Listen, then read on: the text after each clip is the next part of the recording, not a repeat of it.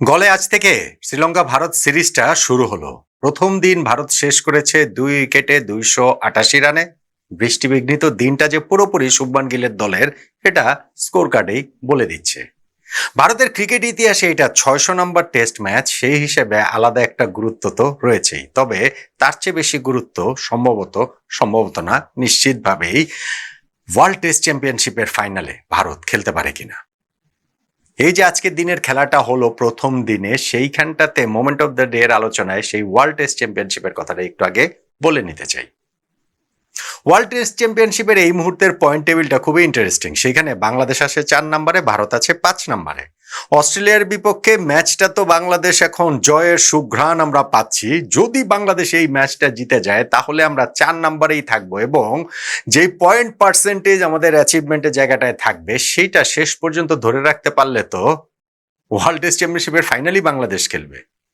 মানে এই world test চ্যাম্পিয়নশিপের নিয়ম টিয়ম তো আমরা জানি, সেইটা যদি একটু ছোট্ট করে বলি যে সবগুলো দল 6টা করে সিরিজ খেলবে, 3টা হোমে 3টা অ্যাওয়েতে, মিনিমাম 2টা টেস্ট, ম্যাক্সিমাম 5টা টেস্ট, এবং সেইখানটাতে হচ্ছে গিয়ে প্রতিটা টেস্ট জয়ের জন্য 12 পয়েন্ট, ড্রয়ের জন্য 4 পয়েন্ট, টাই হলে সেটা 6 পয়েন্ট, এবং হারার জন্য তো কোনো পয়েন্ট নাই। পয়েন্টেই শুধু কাউন্ট হবে না টেবিলে অবস্থানটা, কত পয়েন্টের মধ্যে কত পয়েন্ট পেল, অর্থাৎ পয়েন্ট পার্সেন্টেজ যেটা অ্যাচিভ করবে সেটার উপরেই পয়েন্ট টেবিলটা নির্ধারিত হবে। এবং সেখানটাতে মোটা দাগের একটা হিসাব হচ্ছে 60% পয়েন্ট পেলে, পয়েন্ট পার্সেন্টেজটা আসলে অ্যাচিভ করতে পারলে ফাইনাল খেলা যায়। বাংলাদেশের এই মুহূর্তে পয়েন্ট পার্সেন্টেজ অ্যাচিভমেন্ট হচ্ছে গিয়ে 58.33%। কারণ আমরা যে 4টা টেস্ট ম্যাচ খেলেছি তার মধ্যে 2টা টেস্ট পাকিস্তানের বিপক্ষে জিতেছি, শ্রীলঙ্কার সঙ্গে একটা টেস্ট ড্র করেছি।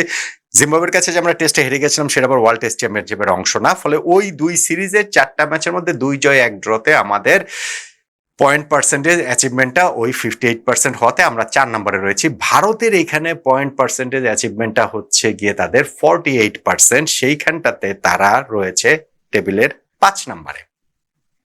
ভারত 9টা টেস্ট ম্যাচ খেলেছে। বাংলাদেশ যদি অস্ট্রেলিয়ার সঙ্গে এই ম্যাচটা জিতে তাহলে গিয়ে আমরা 4 নম্বরেই থাকবো। শুধু না, আমরা 5 টেস্ট খেলে আমাদের 3টা জয় হবে, একটা ড্র, এবং 3 জয়ের মধ্যে হচ্ছে গিয়ে 3 36 পয়েন্ট, এবং একটা ড্রয়ের জন্য 4 পয়েন্ট, 40 পয়েন্ট। 60 পয়েন্টের মধ্যে 40 পয়েন্ট বাংলাদেশ পাবে, তার মানে হচ্ছে গিয়ে 66.66% আমাদের ওই সময় পয়েন্ট পার্সেন্টেজ অ্যাচিভমেন্টের জায়গাটা হবে। ফলে বাংলাদেশ কিন্তু খুবই একটা ডমিনেটিং জায়গায় থাকবে। যদিও ভাই আমরা ওয়ার্ল্ড টেস্ট চ্যাম্পিয়নশিপ ফাইনাল খেলবো না, অস্ট্রেলিয়ার সঙ্গে এই টেস্ট জিতলেও খেলবো না, ওইটা মানে বাড়াবাড়ি, ওইটা শুধু বলার জন্যই বলা মাত্র, হচ্ছে আমাদের সাইকেলটা শুরু হলো। কিন্তু ভারতের হিসাবটা তো আর তা নয়। ভারত তো ওয়ার্ল্ড টেস্ট চ্যাম্পিয়নশিপ ফাইনাল খেলাটা তো তাদের অবশ্যই লক্ষ্য, এবং সেইখানটাতে এখন তারা 50% পথ পাড়ি দিয়ে বেশ বেকায়দা অবস্থায় রয়েছে। ভারত যে 9টা টেস্ট ম্যাচ খেলেছে এই ওয়ার্ল্ড টেস্ট চ্যাম্পিয়নশিপের অংশ হিসেবে 3 সিরিজে, তার মধ্যে তারা 4টা মাত্র ম্যাচ জিতেছে, এবং সেইখানটাতেই বলছিলাম তাদের পয়েন্ট পার্সেন্টেজ অ্যাচিভমেন্ট হচ্ছে 48%, তারা 5 নম্বরে রয়েছে। বাকি যে তাদের আরো 3 সিরিজে 9টা টেস্ট ম্যাচ রয়েছে, শ্রীলঙ্কার সঙ্গে 2টা, নিউজিল্যান্ডের সঙ্গে 2টা, এই 2টাই অ্যাওয়ে সিরিজ, এরপরে অস্ট্রেলিয়ার সঙ্গে হোমে 5 টেস্টের সিরিজ হয়েছে। এই 9 টেস্টের মধ্যে ভারতকে 60% পয়েন্ট অ্যাচিভমেন্টের জায়গাটায় যেতে হলে, যেটা মোটা দাগে ধরে নেওয়া যায় যে ফাইনাল খেলার জন্য যথেষ্ট হবে, আগেও তাই হয়েছে, ভারতকে ওই 9 টেস্টের মধ্যে তাহলে 6টা অন্তত পক্ষে জিততে হবে, 2টা ড্র করতে হবে, অথবা 7টা টেস্ট অন্তত পক্ষে ভারতকে জিততে হবে। ফলে ভারতের এখানে পা হরকানোর কোনো সুযোগই নেই।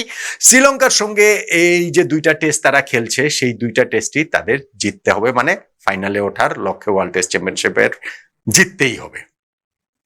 ভারতের জন্য যেটা একটা ইতিহাসের অনুপ্রেরণা, শ্রীলঙ্কার সঙ্গে সর্বশেষ 5টা টেস্টে শ্রীলঙ্কার মাটিতে ভারত জিতেছে। তবে এখানে বৃষ্টির একটা চোখ রাঙানি রয়েছে। এই গল টেস্টের প্রথম দিনও কিন্তু 2 দফায় বৃষ্টির কারণে খেলাটা বন্ধ হয়েছে। তবে সেইটাকে সামলে প্রথম দিনটা ভারত খুবই ডমিনেটিং অবস্থানে থেকে শেষ করেছে, যেটা বলছিলাম 2 উইকেটে 288 রানে তারা দিনের খেলা শেষ করেছে, 2 দফা বৃষ্টি হওয়া সত্ত্বেও।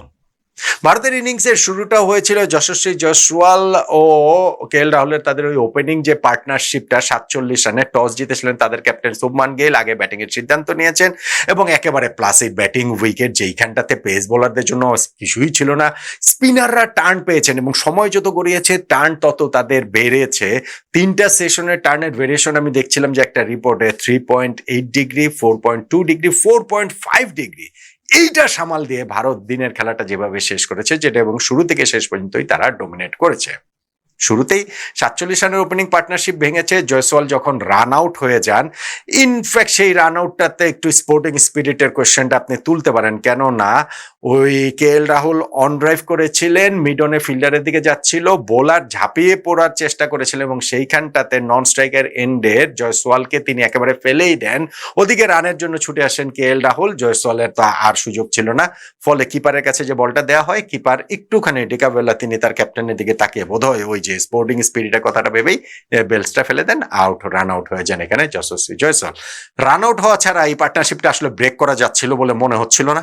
সেইটা আরো প্রমাণ হয়েছে যে সেকেন্ড উইকেটে 150 রানের জুটিতে KL রাহুলের সঙ্গে দেবদূত পাড্ডিকালের এই টেস্ট খেলার কথা ছিল না।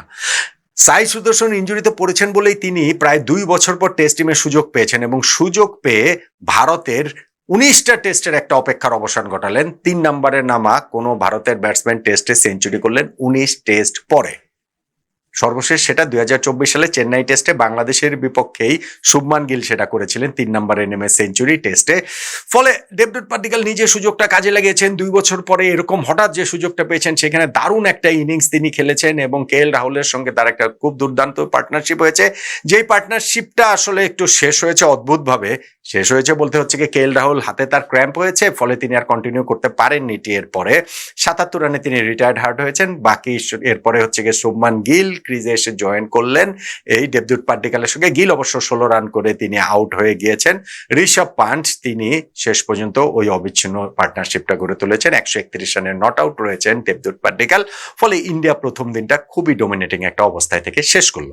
আমি যেটা বলছিলাম যে এটা টেস্ট একটা সিরিজ শুরু হয়েছে, প্রথম দিন মাত্র গিয়েছে, কিন্তু এই একই সঙ্গে টেস্ট চ্যাম্পিয়নশিপের ফাইনালটা ভারতের লক্ষ্যের মধ্যে অবশ্যই থাকছে এবং সেইখানটাতে আমার কাছে মোমেন্ট অফ দ্য ডে মনে হয় ভারতের ক্যাপ্টেন শুভমান গিলের টস জেতাটা। কেননা টস জেতার কারণেই তিনি আগে ব্যাটিং নিতে পেরেছেন, বিগ একটা স্কোর করার পথে রয়েছে, রেজাল্টটা ফোর্স করতে পারবেন এবং যেহেতু প্রথম দিনই খেলা যত গড়িয়েছে দেখা গেছে যে উইকেটের টার্ন আছে অনেক বেশি, ফলে গল টেস্ট সামনে এগুলে স্পিনাররা অনেক বেশি কার্যকর হয়ে উঠতে পারেন। ভারত সেই জায়গাটাতেও আসলে একটা আপার হ্যান্ডে থাকবে। সো গল টেস্টের প্রথম দিনের মোমেন্ট অফ দ্য ডে ভারতের ক্যাপ্টেন শুভমান গিলের টস জেতাটা, যেইটা এই পুরো টেস্টেরও গতিপথকে দেওয়ার ক্ষেত্রে একটা গুরুত্বপূর্ণ ভূমিকা রাখতে পারে।